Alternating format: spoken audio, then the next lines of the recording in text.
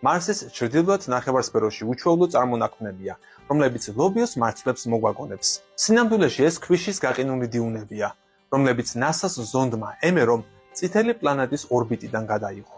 ამერიკის შეერთებული შტატების კოსმოსურმა სააგენტომ აპარატის მიერ დაფიქსირებული კადრი 2024 წლის დეკემბერში გამოაქვეყნა. მსგავსი მონაცემები მეცნიერებს ეხმარება გამოიყვლიონ, იყო თუ არა ჩვენს მეზობელ ციურ სხეულზე ოდესმე სიცოცხლისათვის თავსებადი პირობები. გაყინული დიუნების ფოტო 2022 წლის სექტემბერშია გადაღებული.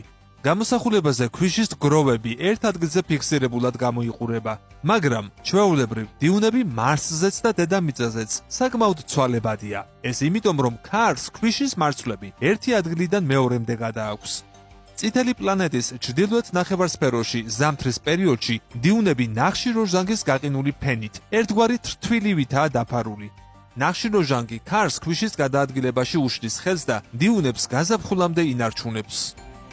ამ დიუნების შესწავლა მეცნიერებს იმის გარკვევაში ეხმარება, არსებობდა თუ არა წყალი მარსზე, საკმარისად დიდხანს იმისთვის, რომ იქ სიცოცხლე განვითარებულიყო. იმის მიუხედავად, რომ თრთვილი ნახშირორჟანგისგან შედგება და არა წყლისგან, ეს წითელი პლანეტის წყლიან წარსულზე მაინც მიანიშნებს.